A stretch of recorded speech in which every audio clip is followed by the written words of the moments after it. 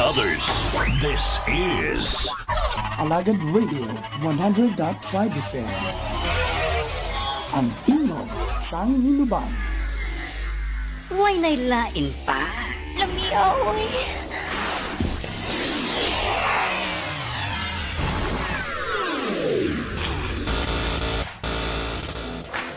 Oh man, that tune was so dope. 100.5 FM. Get ready to feel the beats. It's about to get down.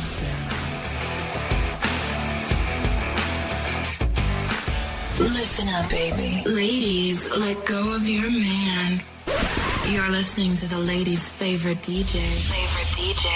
Bringing you the best in hip-hop and R&B. You're getting busy? Are you ready for something new and hot? This is 100.5 FM. Your Alagad Radio.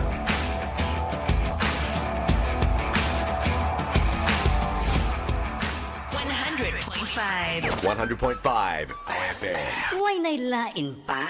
Lamiaoy.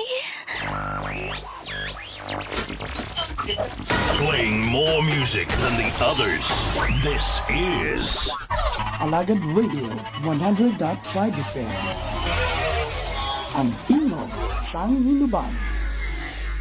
Huwag nailain pa. Lamiaoy.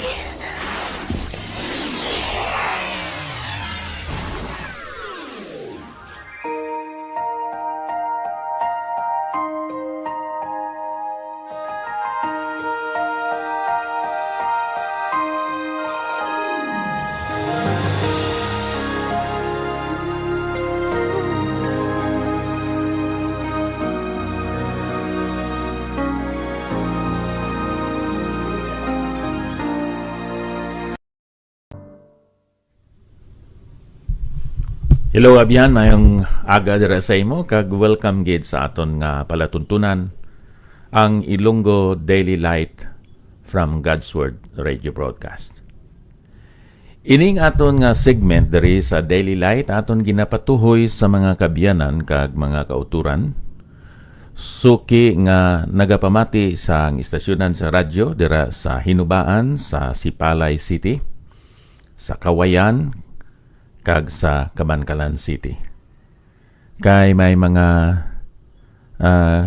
gagmay nga mga istasyonan sang radyo nga naga-replay sini nga ang mga nagadumala, mga pastor nga may kabugatan kakabalaka sa mga katawhan agud nga ang wala nagasulod sa simbahan makabati man sang minsay sang maayong balita nga ginpahayag diri sa kalibutan pinaagi sa pagwali, mga pagtudlo sang mga gintutunan kag mga apostoles sang Ginoo.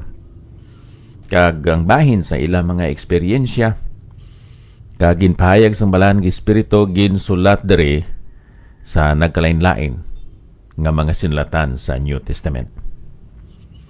Karon ang aton nga hambalan amo ini ang liyabi sa malipayon nga paghatag. The key to cheerful giving. Diri sa 2 Corinthians chapter 8, 1 through verse 5, aton mabasa diri abyan ang ginsulat ni Apostol Pablo sa mga Kristohanon sa amo nga iglesia.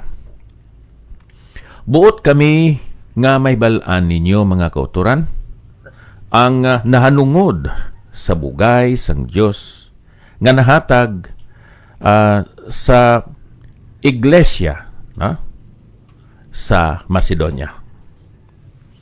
Ining iglesia sa Macedonia as a whole nag-compose ini sa nakita diri sa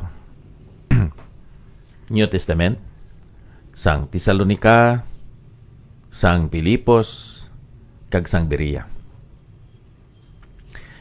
Sila ni Pablo kay sa dakong pagtilaw sa kapipitan ang kabugana sang ila kalipay kag ila madalom nga kaimulon nagbugana nga sa kamanggaran sang ila kaalwan.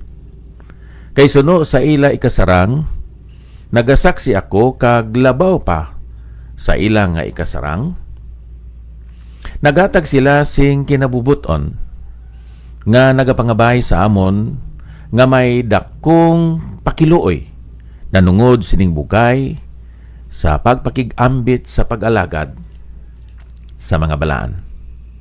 Kag ini hindi subong sang napaabot namon, kundi sa nahaon na ginhatag nila